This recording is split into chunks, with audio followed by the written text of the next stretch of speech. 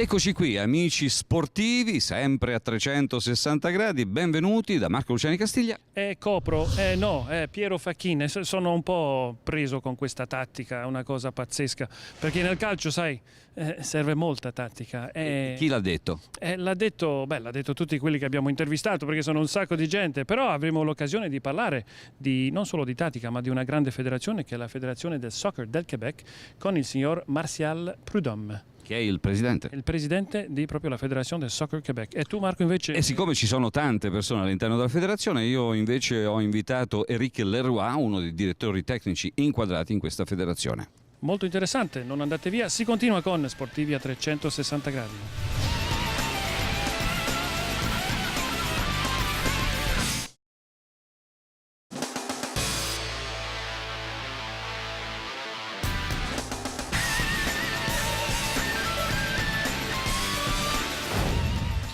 Siamo di ritorno a Sportivi a 360 gradi e c'è una federazione nel Québec che è molto conosciuta, ma anche e soprattutto ci sono tantissimi giovani che appartengono a questa associazione ed è la Fédération de Soccer du Québec, e abbiamo il piacere di avere con noi il presidente di questa associazione, il signor Martial Prudhomme.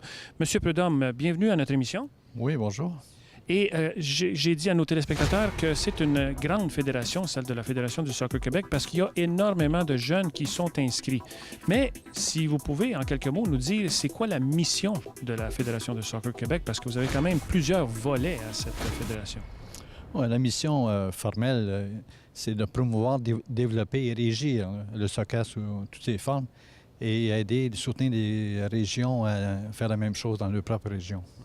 Donc, c'est une grosse commande, parce que promouvoir, c'est une chose, sachant aussi qu'on a de la grosse compétition avec le hockey et d'autres sports, mais c'est quand même une fédération où il y a un engouement incroyable, parce qu'on sait bien, il y a au-dessus de 200 000 inscrits. Oui, 200 000 inscrits. Dans notre mission, quand on parle de promouvoir, développer et régir, c'est vraiment trois fonctions majeures, là. Et dans la promotion, c'est beau promouvoir des choses, mais si on ne livre pas la marchandise, les jeunes aujourd'hui, surtout les nouveaux jeunes, les nouveaux parents, ont des choix à faire et il y a d'autres sports, d'autres opportunités qui peuvent switcher, là, changer d'une année à l'autre. Donc, il y a beaucoup de compétition et justement, ce que vous dites est très important, parce qu'un parent va toujours voir à vouloir le meilleur pour son jeune, pour qu'il s'épanouisse dans le sport qu'il fait, mais il veut être sûr aussi qu'il soit bien encadré. Et je pense qu'à la Fédération Soccer Québec, vous avez quand même une très grande qualité pour ça, parce que vous avez des entraîneurs, en fait des directeurs techniques, et il y a une structure en place qui fait en sorte que le soccer est bien promu, si on veut, mais aussi développé. Oui, bien, c'est une intervention à trois niveaux. Au niveau du club, qui est à la base même contact avec le jeune, au niveau régional et au niveau fédé. Alors, il faut qu'on sache de chacun des niveaux quel rôle on a face aux jeunes qui jouent.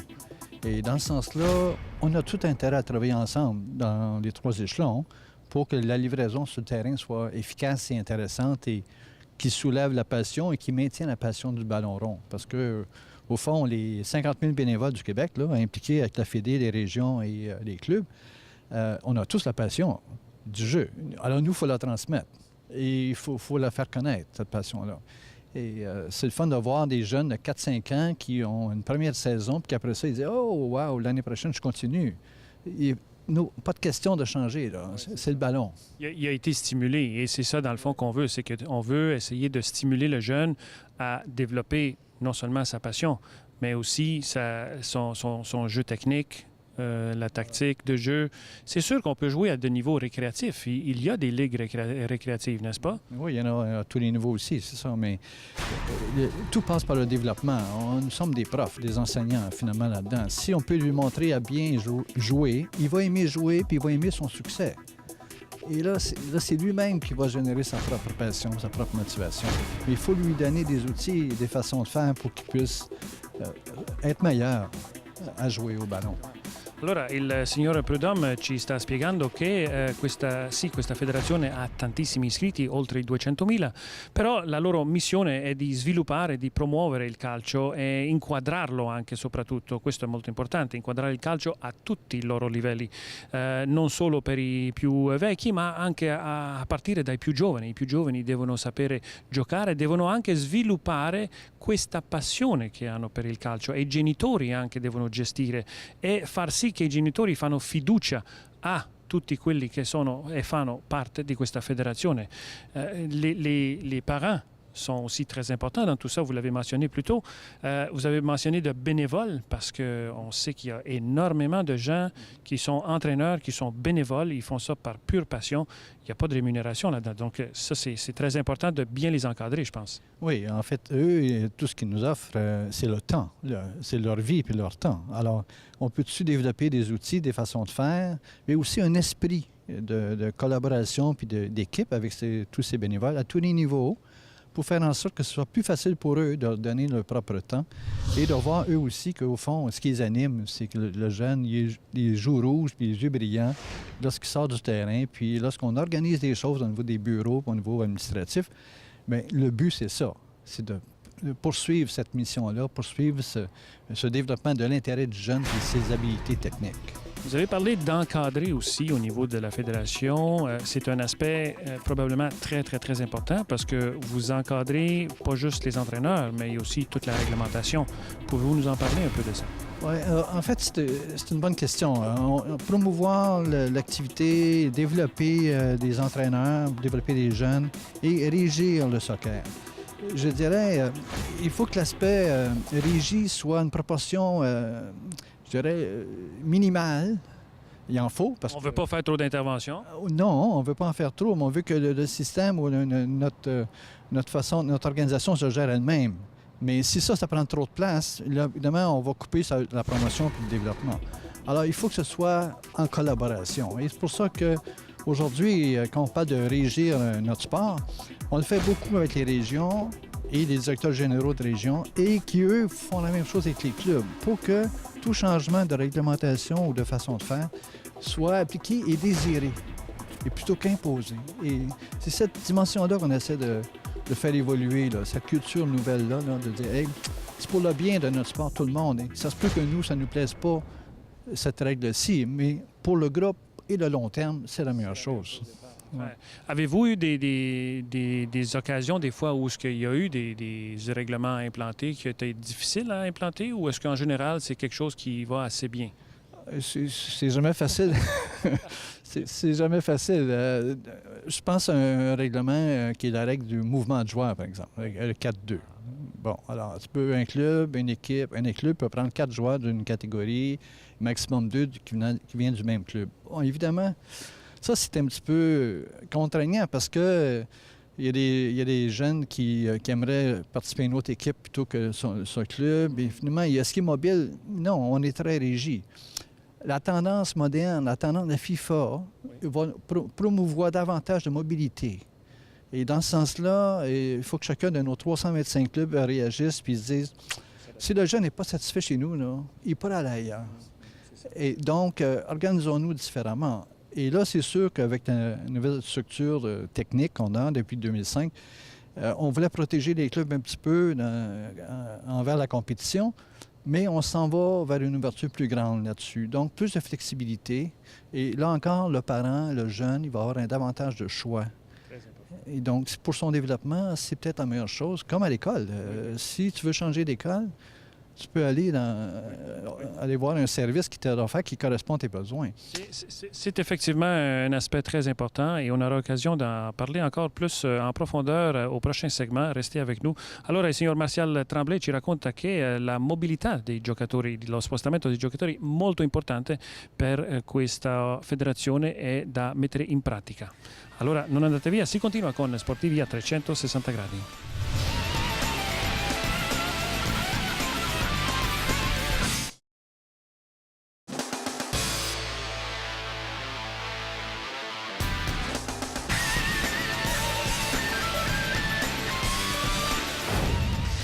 Cari amici dei teleschermi, Sportivi a 360 gradi non può essere più sportivo del suo significato, trovandosi in uno dei migliori posti à Laval per parlare di sport di calcio, per l'esattezza al complexe sportif pour le soccer Bois de Boulogne.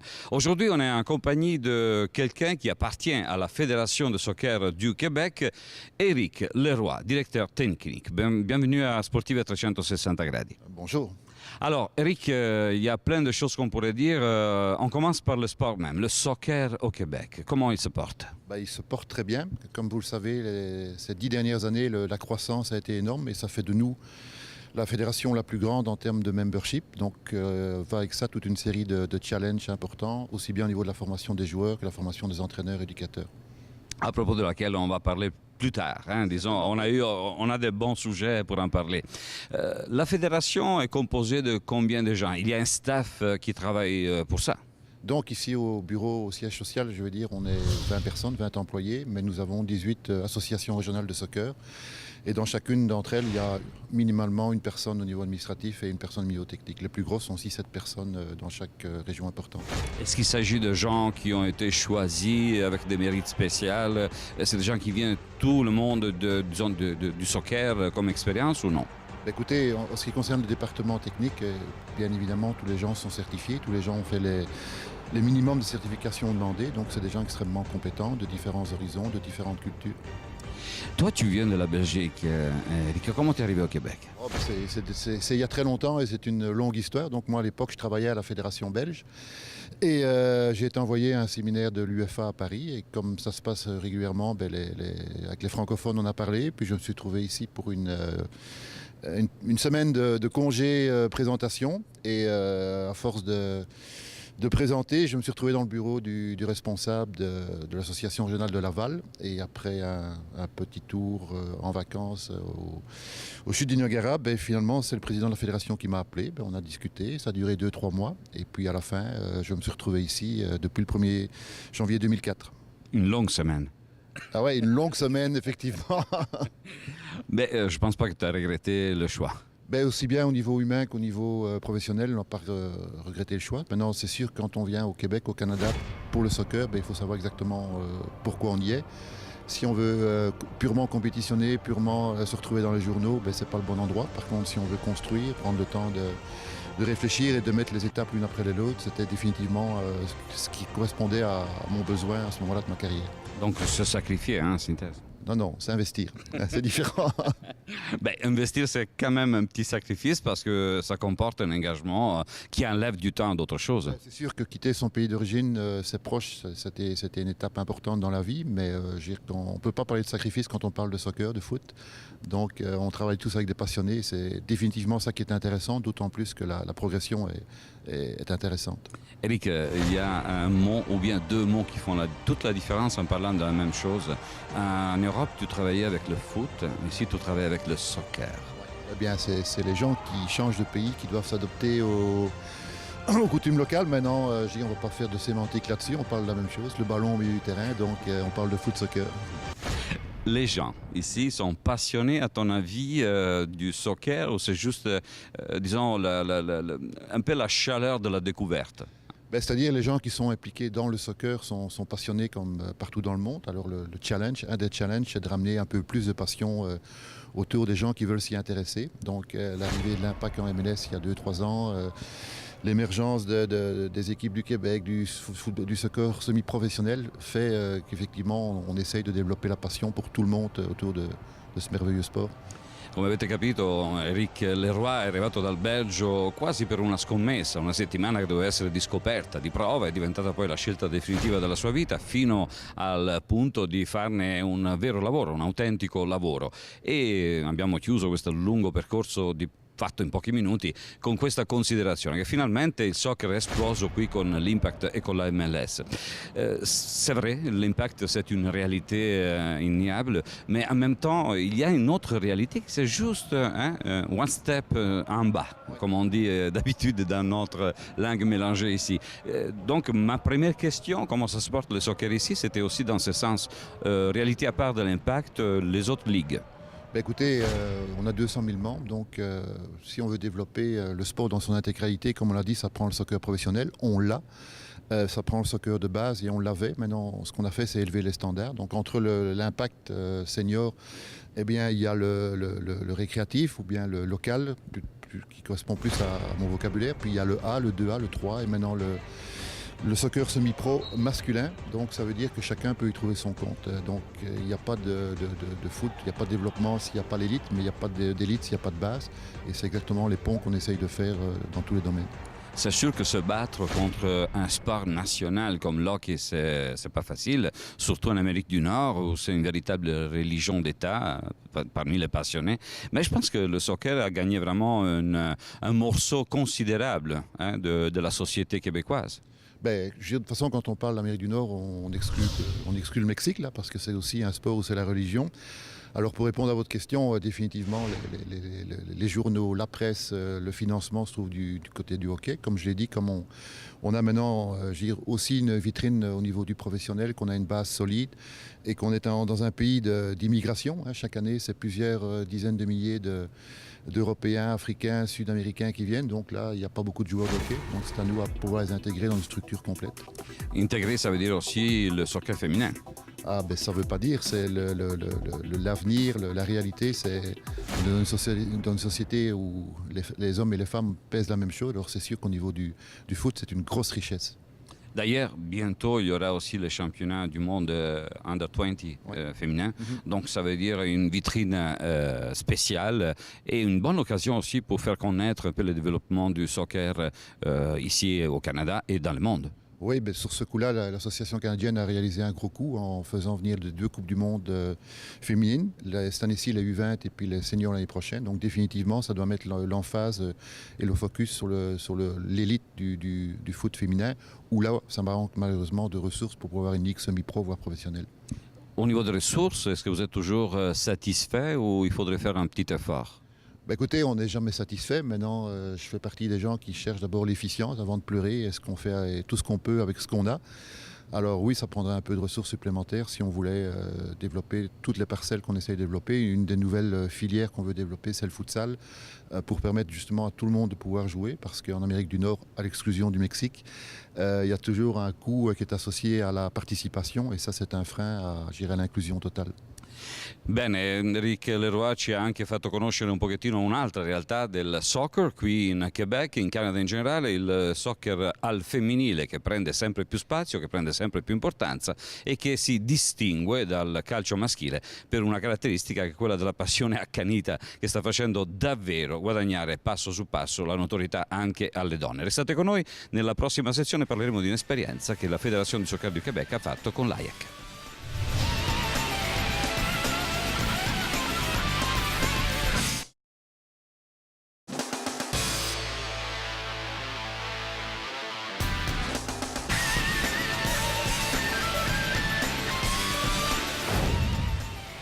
Cari amici, rieccoci sempre in compagnia di Eric Leroy, direttore tecnico della Fédération du Soccer du Québec.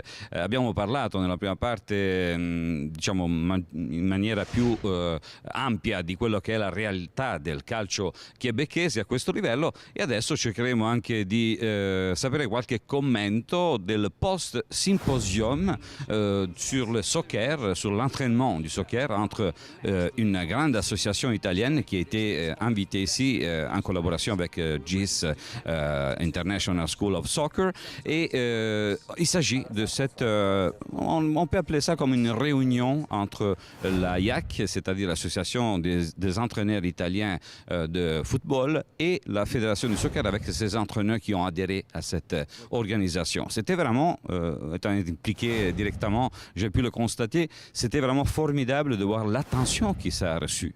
Ben, c'était une opportunité d'abord extraordinaire de pouvoir recevoir la fédération italienne à travers son association d'entraîneurs. Donc on a eu l'opportunité, grâce à des intermédiaires, grâce à Valerio Gazzola, d'avoir ces contacts-là. Et jamais on a hésité, et puis maintenant jamais on a regretté.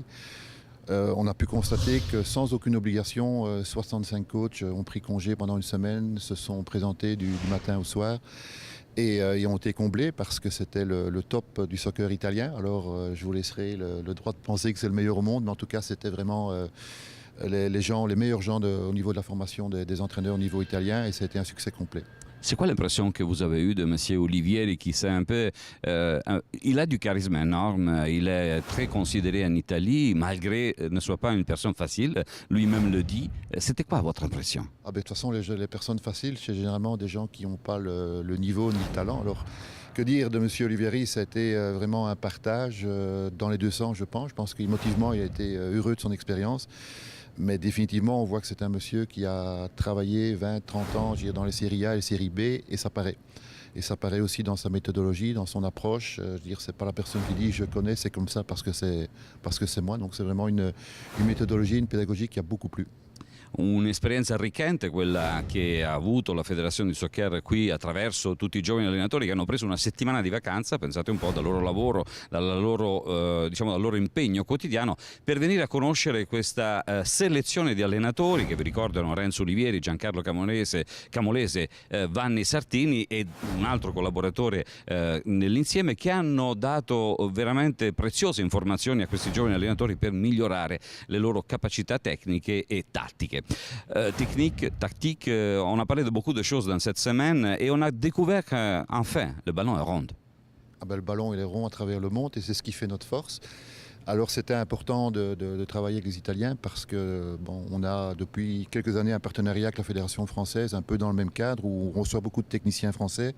On organise à chaque année un symposium obligatoire pour tous les entraîneurs de 3 et plus. Donc c'est 500, 600 personnes qui se réunissent obligatoirement chaque année s'ils veulent garder leur licence. Mais ici, c'était une opportunité un peu différente. D'abord, c'était pendant une semaine. Et comme vous l'avez dit, c'est prendre une semaine de congé sur son temps. Et voir aussi qu'est-ce qu'on fait dans d'autres pays autres que la France ou les pays de la francophonie. Donc dans ce sens-là, c'était extrêmement intéressant. Les jeunes entraîneurs qu'on a vus ici, il y en avait aussi qui étaient plus mûrs, moins jeunes, mais quand même des entraîneurs vraiment affamés de connaître ce qu'on peut appeler la globalisation du soccer aussi. Et M. Olivieri a plusieurs fois nommé cette définition, la globalisation du soccer. Ça veut dire ne pas perdre ses racines comme base d'enseignement, mais en même temps intégrer un peu aussi les écoles autrui. Mais je pense qu'en soccer et dans beaucoup d'autres domaines, celui qui pense qu'il sait et qui ne veut pas s'ouvrir aux autres, c'est quelqu'un qui est déjà en retard par rapport à la dernière heure parce qu'entre-temps, il s'est passé des choses. Donc quand un maître vient vous dire de globalisation, qui fait preuve autant d'humilité, autant de place à la discussion, ça doit recadrer tout le monde. Et je dis encore une fois que tout le monde est extrêmement satisfait et du contenu et de l'approche. Au Québec, si je ne me trompe pas, on a presque 200 000 personnes qui pratiquent le soccer. 200 000 joueurs, donc ça veut dire une base énorme. Pensez-vous, Eric, qu'il s'agit aussi d'une base de laquelle on peut imaginer des grandes choses, disons à court terme? Moi, je voudrais dire deux choses, et parfois on me traite de fou par rapport à ça. Si on prenait un ratio entre l'Italie, la France ou la Belgique et le nombre d'habitants, c'est pas 200 000 qu'on devrait être, c'est 500 000, en tenant compte du fait qu'ici au Québec, les filles jouent. Donc cette petite parenthèse étant faite, les joueurs, on les fait pareil partout. Hein. Après, c'est comment on les éduque et surtout comment se situe l'environnement. Si vous êtes en Italie, dans le nord d'Italie où j'y étais à 3 semaines, autour de Milan, il y a 2 grands clubs de Milan, mais il y a des clubs de Ligue 2, de Ligue 3 sur 100 km². C'est pareil en Belgique. Ici, malheureusement, il y a une sortie qui a l'impact. Mais au quotidien, le niveau de compétition, c'est sur quoi on doit beaucoup travailler. Les distances sont énormes. La première ville qu'on joue un derby, c'est Toronto, c'est 500 km. Donc à Milan, il y a 10 km entre les deux maisons mères. Et ça met beaucoup de manquements au niveau de nos jeunes. C'est le niveau de compétition et les opportunités de compétition. Raison pour laquelle il faut continuer à avoir des contacts de ce genre-là. Donc un sport quand même grandissant qui accueille beaucoup d'intérêt. Pour ceux qui regardent l'ambiance, ce qui tourne autour du soccer, on en a parlé, c'est un des sujets les plus, les plus difficiles à traiter parce que c'est délicat. C'est les conditionnements qui sont évidents pour les jeunes joueurs. Et on parle de la famille, on parle des parents qui interviennent souvent dans le travail des entraîneurs. Est-ce que c'est un véritable problème? Ça ne l'est pas encore.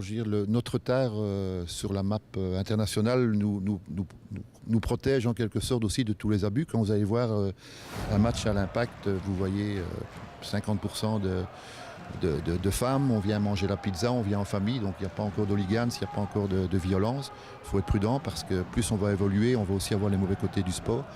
Donc on peut globalement dire qu'au niveau du foot, vu qu'on n'est pas encore si populaire, les enjeux ne sont pas encore si énormes qu'en hockey, on est protégé des mauvais côtés. Mais on est très vigilant par rapport à ça, parce que comme on veut croître, forcément, quand on prend le bon, il faut faire attention aux à côté qui sont un peu plus négatifs.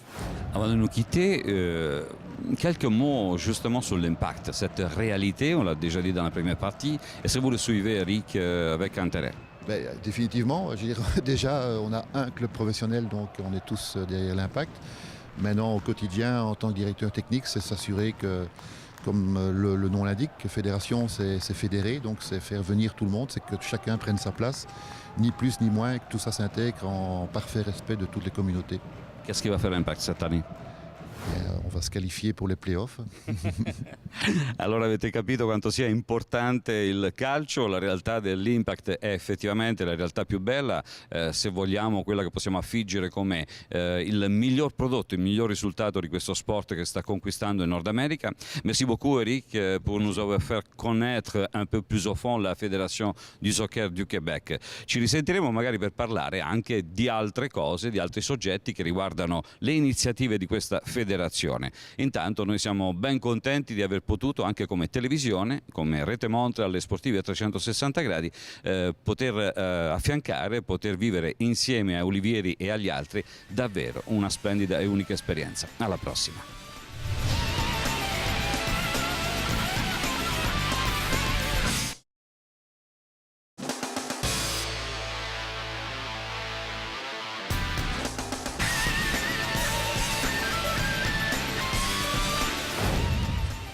Ecco, allora siamo di ritorno a Sportivi a 360 gradi. Si continua a parlare di calcio, si continua a parlare con il signor Martial Prudhomme, che è il presidente della Federazione del Soccer del Québec, e ci parla di vari aspetti molto importanti di questa grande fédération.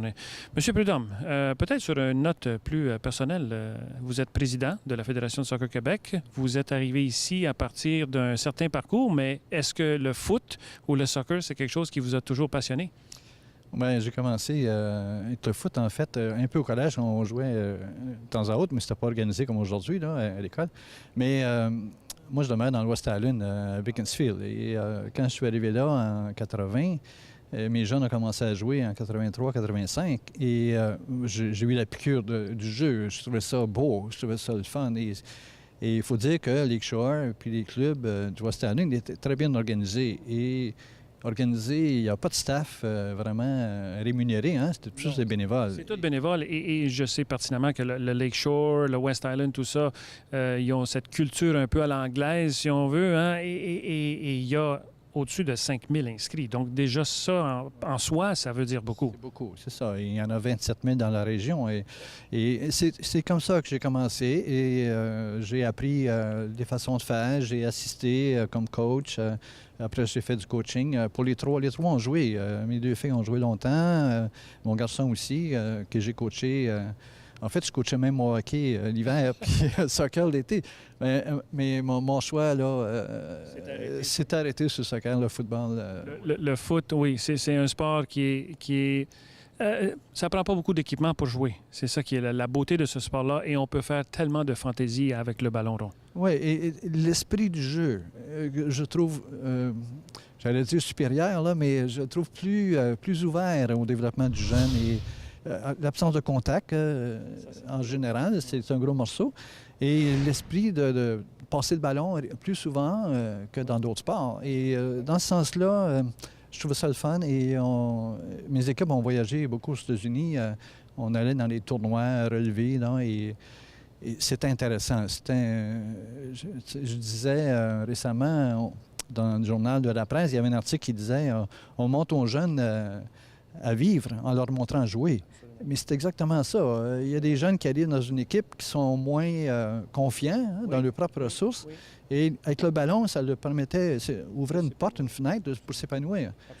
C'est très, très vrai, ça. Et vous dites très, très bien ça, parce que c'est vraiment une leçon de vie. Et on l'a vu avec aussi des formations qui sont venues ici au centre complexe sportif Bois de Boulogne, ici, à Laval, où vous avez vos bureaux quand même ici à la Fédération.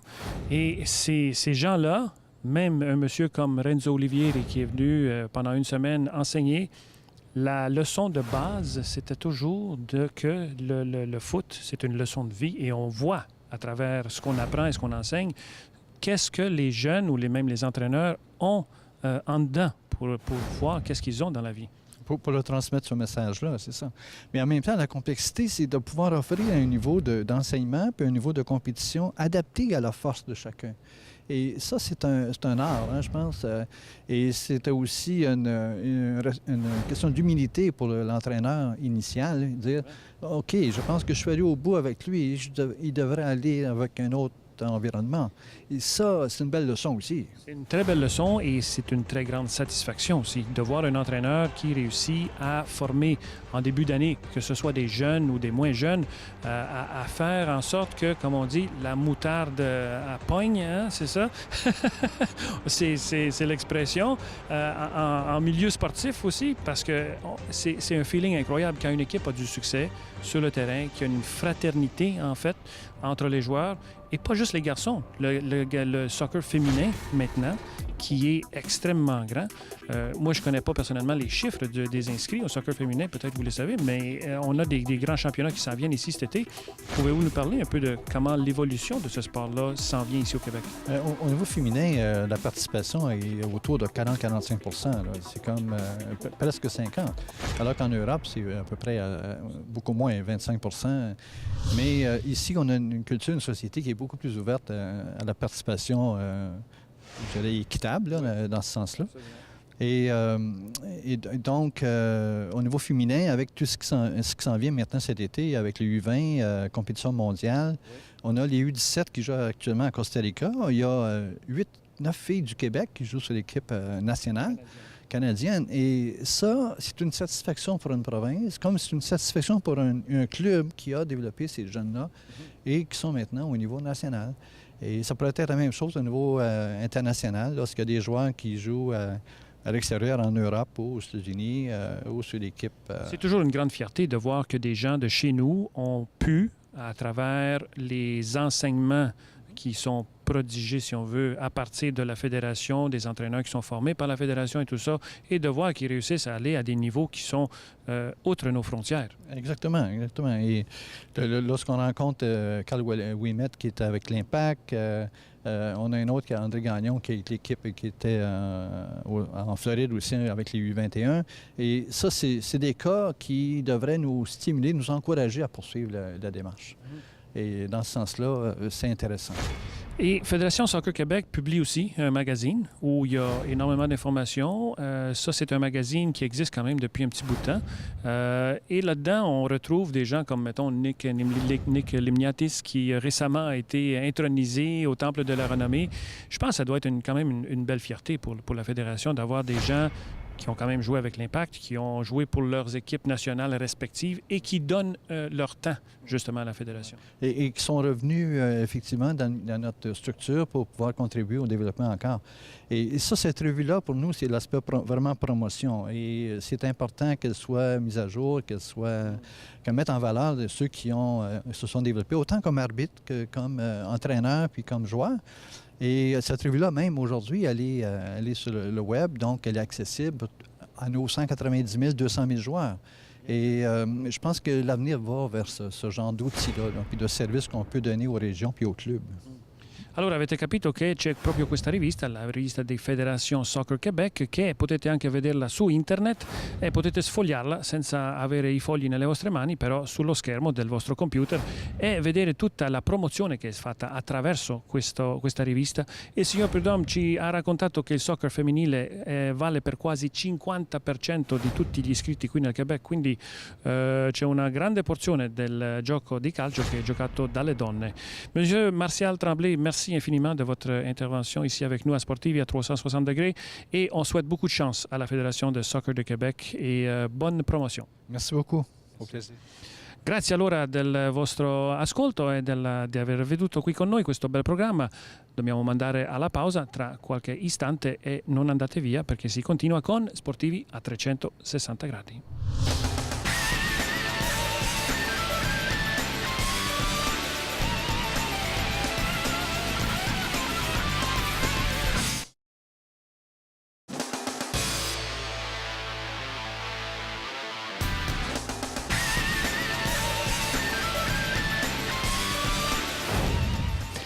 Allora Piero, visto che adesso dobbiamo salutarci, cosa ti ha insegnato Prud'homme? Signor Prud'homme ci ha parlato tantissimo della federazione, questa è una grandissima federazione, Fédération Soccer Québec, e come lo dice la parola federazione è un'organizzazione che raggruppa tante funzioni e ci ha fatto capire che nel Quebec il soccer o il foot è molto molto importante, ci sono tantissimi bambini e giovani che sono iscritti. Invece tu Marco hai parlato con Éric Leroy, no? Sì, ho parlato con Enrico e tu giustamente hai detto prima inquadrato. Io una cosa solo ho imparato e sono riuscito a realizzarla, ho inquadrato la porta. Avete visto qui dietro tutta bella quadrata grazie alla telecamera, hai visto? Sei molto bravo. Più di così Marco cosa vuoi fare? Mi ritiro, continuate a vederci, è meglio così, naturalmente Sportivi a 360 gradi tornerà sui vostri schermi la prossima volta.